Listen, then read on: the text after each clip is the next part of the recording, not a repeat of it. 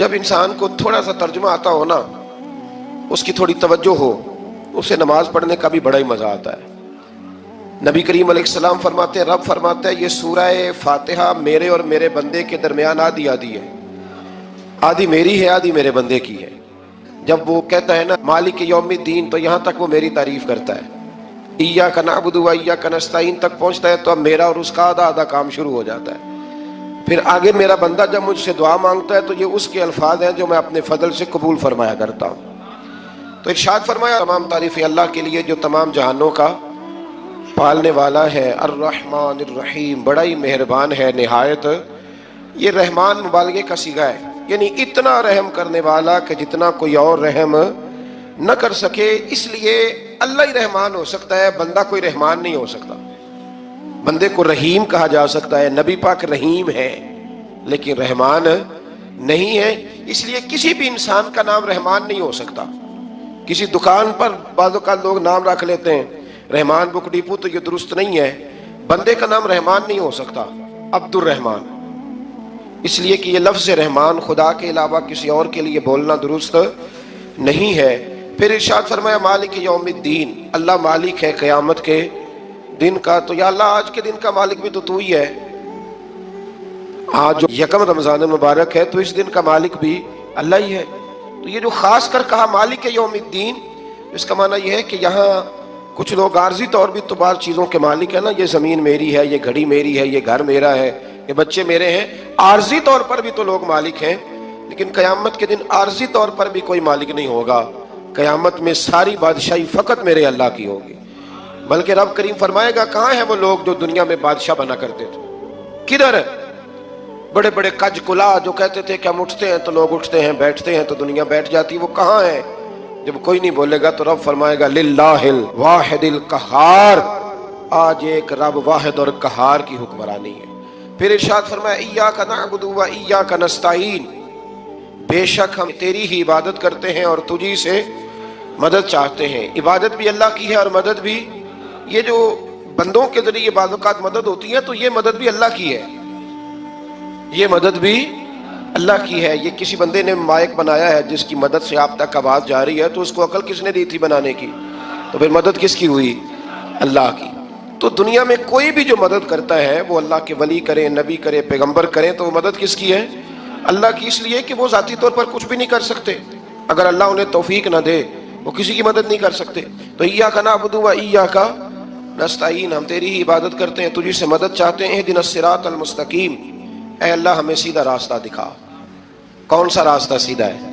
کون سا راستہ سیدھا ہے؟ تو اللہ نے خود ہی فرمایا ایسے ہی نہ بھٹک جانا، راستہ سیدھا وہ ہے صراط الذین انعمت علیہم، ان لوگوں کا راستہ سیدھا ہے جن پر اللہ نے انعام فرمایا ہے۔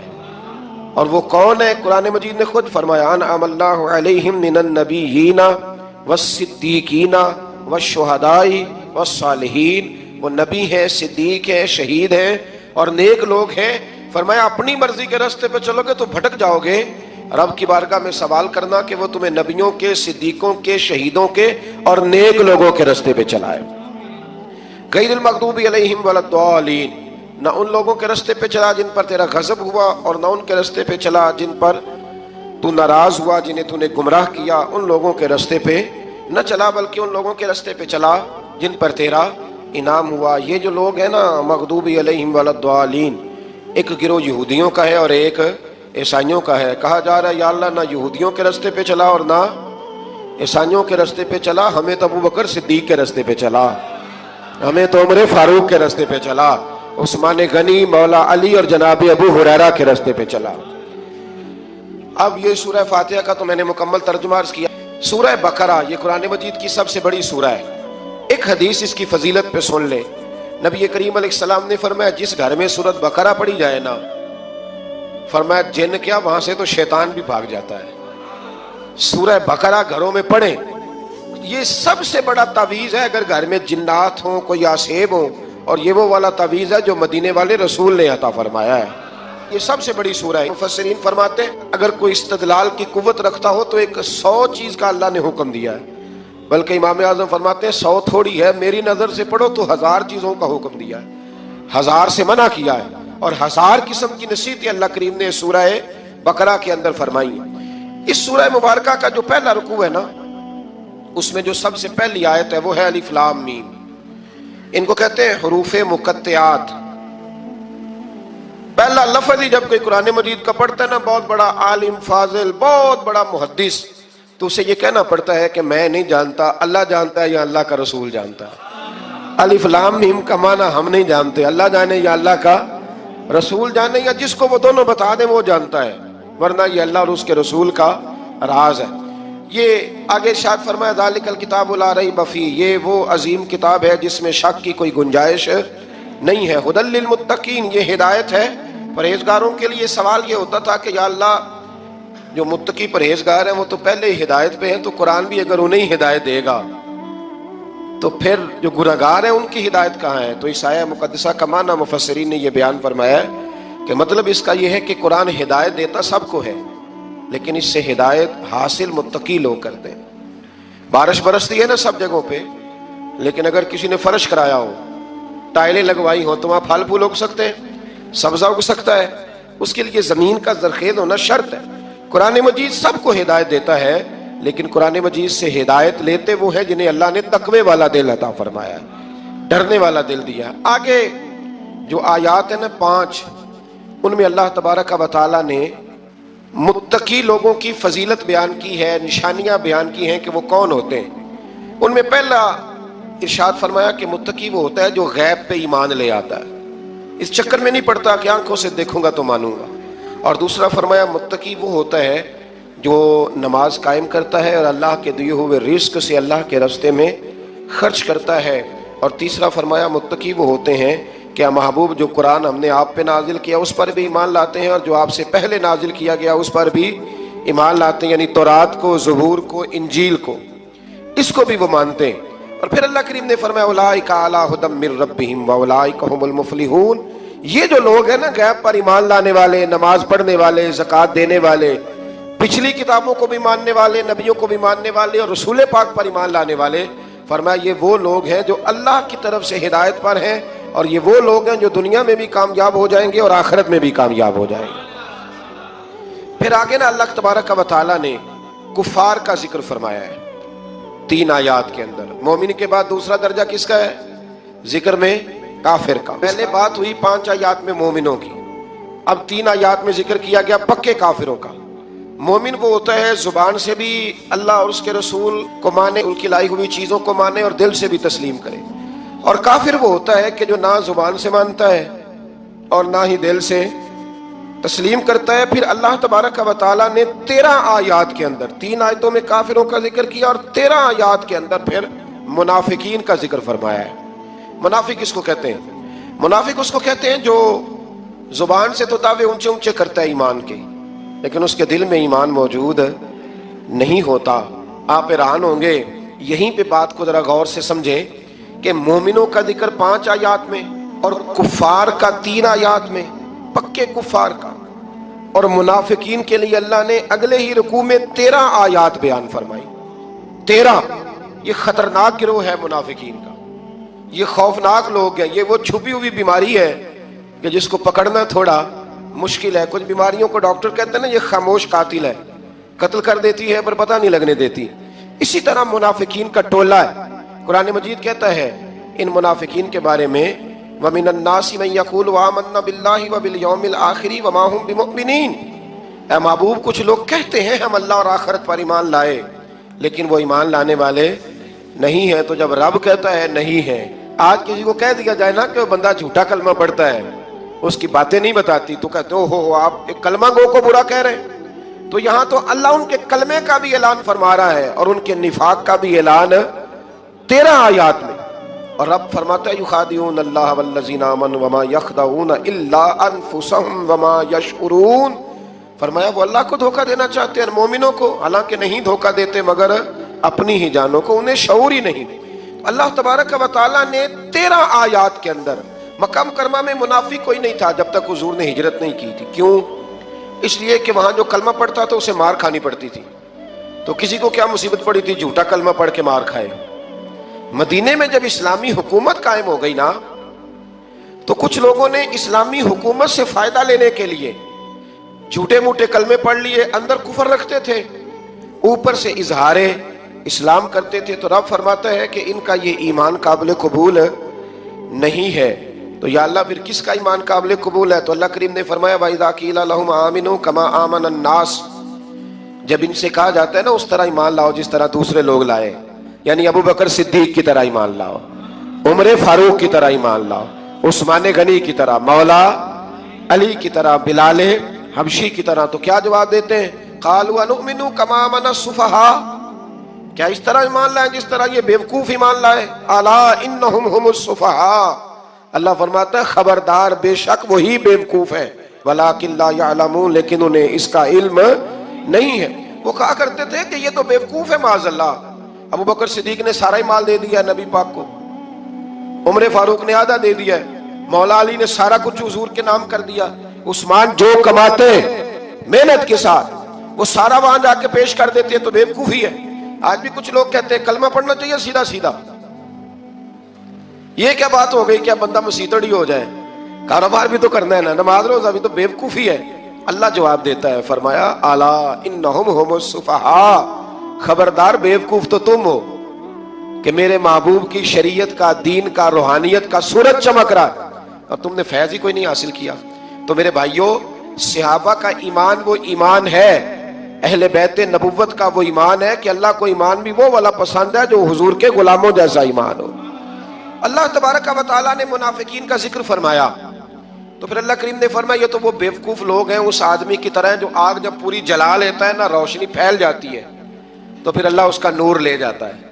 انہوں نے بھی چلاکیاں کر کے تھوڑا سا ماحول بنایا تھا تو اللہ نے ان کے سارے پردے کھول دیے، ان کے پاس کچھ باقی بچا، ان کے پردے کھل گئے۔ رسول کریم علیہ السلام کی بارگاہ میں نا ایک دن ان منافقین نے شرارت کر دی۔ منافقین نے شرارت کیا کی؟ جب حضور صلی اللہ علیہ وسلم نے فرمایا نا پوچھو جو پوچھنا ہے، تو امام راضی کہتے ہیں یہ پیچھے نمازیں پڑھتے تھے، یہ 313 تھے حضور کے پیچھے۔ اگر مدینے میں رہ کے منافق ہو سکتے ہیں تو باقی ملکوں میں بھی تو ہو ہی سکتے ہیں نا جی۔ حضور کے پیچھے نمازیں پڑھتے تھے تو ایک دن کہنے لگے جی یہ کہتے ہیں جو مرضی پوچھو تو ہم پیچھے نمازیں پڑھتے ہیں، ہمارا انہیں پتہ نہیں۔ جب یہ اعتراض کیا نا حضور کے علم پر، آپ سمجھ لیں کہ حضور کے علم پر اعتراض کرنا طریقہ کس کا ہے؟ طریقہ کس کا ہے حضور کے علم مبارک پر اعتراض کرنا؟ کہنے لگے پیچھے نمازیں پڑھتے ہیں، انہیں پتہ ہی نہیں۔ جب یہ کہا تو اللہ کے رسول نے نا جمعے والا دن تھا، حضور نے فرمایا میرے علم پر اعتراض کرتے ہو؟ 70 بندے نام لے کر اور ولدیتیں لے کر، بلکہ بہت سارے ایسے تھے جنہیں کنفرم ہو گیا کہ ولدیت اصل میں ہے کیا، انہیں طے ہو گیا۔ حضور کے بے ادب کے لیے یہ طے کرنا بھی مشکل ہوتا ہے نا، طے ہو گیا کہ ولدیت ہے کیا۔ 70 بندے نام لے کے حضور نے مسجد نبی سے نکال دیے، فرمایا یا فلاں بن فلاں قم فخرج فإنک منافق، او فلاں کے بیٹے فلاں کھڑا ہو جا، نکل جا، تو منافق ہے۔ حضور نے 70 بندے نکال دیے۔ اب 70 بندے اکٹھے گلی میں نکلیں تو رش تو پڑ جاتا ہے نا۔ حضرت عمر فاروق لیٹ ہو گئے، جمعے میں آ رہے تھے، ان کو جاتے ہوئے دیکھا تو عمر فاروق فرمانے لگے جمعہ ہو گیا ہے بھئی، 70 بندے نکل آئے باہر، جمعہ ہو گیا ہے۔ تو ایک منافق کہنے لگا تھا کہ نہیں حضور نے نکال دیا، تو عبداللہ بن ابی سلول جو ان کا سربراہ تھا نا وہ کہنے لگا چپ کر۔ حضرت عمر سے کہنے لگا ہاں جی ہو گیا ہے، وہ بھی کہنے لگا تھا نہیں ہوا، ہمیں نکال دیا گیا۔ تو یہ سردار بولا کہنے لگا ہو گیا ہو گیا۔ حضرت عمر کہنے لگا چلو جمعہ ہو گیا تو جا کے اندر حضور کی زیارت ہی کر لیتا ہوں، لیٹ تو ہو ہی گیا ہوں۔ حضرت عمر اندر چلے گئے تو پیچھے سے وہ منافقین اپنے سردار سے کہنے لگے کہ 2 منٹ میں عمر کو پتہ چل جائے گا کہ تم نے جھوٹ بولا ہے، عمر کو جا کے پتہ چل جائے۔ کہنے لگا بڑے پاگل ہو، میں نے تمہاری جان بچائی ہے، نبی پاک نے تو مسجد سے نکالا ہے نا۔ تو عمر کو پتہ چل جاتا نا منافق ہیں، تو ابو بکر بھی مسجد میں تھے، علی بھی مسجد میں تھے، عثمان بھی مسجد میں تھے، بچانے والا ہی کوئی نہیں تھا۔ عمر نے تلوار لے کے تو دنیا سے نکال دینا تھا، تو میں نے جان بچائی ہے، آپ جائیں گے نا اندر تو حضور ٹھنڈا کر دیں گے، فرمائیں گے چلو میں نے نکال جو دیا ہے۔ تو یہ وہ منافقین کی جماعت ہے۔ دوسرے سے تیسرے رکوع میں نا اللہ تعالیٰ نے انسان کو یاد کرایا ہے کہ تو نے عبادت اپنے رب کی کرنی ہے، اور فرمایا رب تمہارا وہ ہے جس نے تمہارے لیے زمین کو فرش بنایا ہے، آسمان کو چھت بنایا ہے، اور آسمان سے پانی برسا کے تو زمین سے پھل اگائے ہیں، رزق لکم، وہ بھی تیرے کھانے کے لیے اگائے ہیں۔ وہ جو آسمان سے بارش برسا کے زمین سے سبز اور پھل اگائے ہیں تو وہ بھی تیرے لیے۔ جب سارا کچھ تیرے لیے بنایا تو بھی تو عبادت کرنا اپنے رب کی۔ پھر کسی کو اس کا شریک نہ ٹھہرا۔ ایک چیلنج بھی کیا قرآن مجید نے اس رکوع کے اندر۔ کہا کرتے تھے مکے کے لوگ کہ آپ قرآن مجید کی آیتیں نبی کریم علیہ السلام سے کہا کرتے تھے کہ معاذ اللہ آپ خود بناتے ہیں، بنا کے لاتے ہیں۔ تو اللہ کریم نے فرمایا وَإِن كُنتُمْ فِي رَيْبٍ مِّمَّا نَزَّلْنَا عَلَىٰ عَبْدِنَا فَأْتُوا بِسُورَةٍ مِّن مِّثْلِهِ، اگر تمہیں شک ہو نا اس میں جو ہم نے بندہ خاص پہ نازل کیا ہے تو تم بھی اس جیسی ایک صورت بنا کے لاؤ۔ پڑھے لکھے تو تم بھی ہو نا، مکے میں تم بھی رہتے ہو، تو ایک صورت بنا کے لاؤ۔ قرآن مجید ہم سے چھینا گیا ہے سازش کے تحت، اس لیے کہ جس قوم کو قرآن آ جاتا ہے نا پھر کوئی کافر اس کا مقابلہ نہیں کر سکتا۔ دیکھیں نا اگر کافروں کے پاس جواب ہوتا قرآن پاک کا تو بدر اور احد میں نا کوئی آیت بنا کے لاتے، قرآن کے مقابلے کی تلواریں لے کے نہ آتے، ان کے پاس جواب ہی نہیں تھا۔ اور قیامت تک کسی کافر کے پاس قرآن مجید کا کوئی جواب، قرآن کا کوئی جواب، قسم اللہ کی جواب کوئی نہیں، قرآن کا اس کا کوئی جواب نہیں۔ کیا بات ہے قرآن پاک کی۔ وہ ایک دفعہ مسلمہ کذاب بے ایمان کہنے لگا میں نے بنا لیا ہے قرآن پاک کا جواب۔ معاذ اللہ، جواب کیا بنایا؟ وہ سورت ہے نا القاریۃ ما القاریۃ وما ادراک ما القاریۃ، کھڑکھڑانے والی کیا ہے، کھڑکھڑانے والی تمہیں کیا پتا کیا ہے کھڑکھڑی، قیامت کا ذکر ہے۔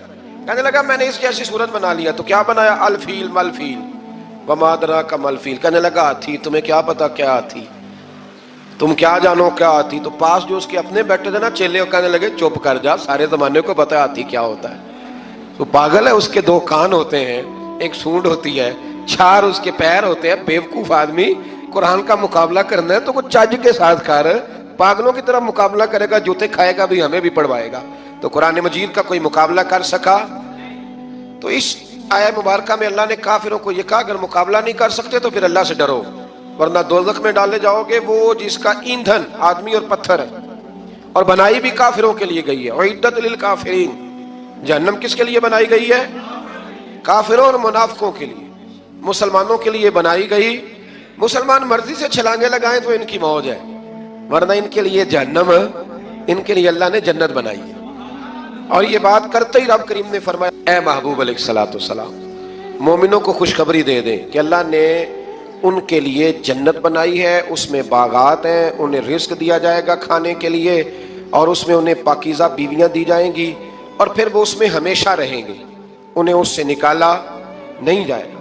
آگے جو آیات کریمہ ہے نا اس کے اندر اللہ تبارک و تعالیٰ نے فرمایا ہے کہ اللہ حیا نہیں کرتا سمجھانے کے لیے، مچھر کی مثال بھی دینی پڑے۔ فرمایا قرآن سے کچھ لوگ ہدایت حاصل کرتے ہیں اور کچھ گمراہ ہو جاتے ہیں۔ جب لوگ اپنی مرضی کی تشریحات چاہتے ہیں تو گمراہ ہوتے ہیں، اور جب قرآن کو رسول اللہ صلی اللہ علیہ وسلم اور امت مسلمہ کی تشریحات کی روشنی میں سمجھتے ہیں تو پھر اللہ ہدایت عطا فرماتا ہے۔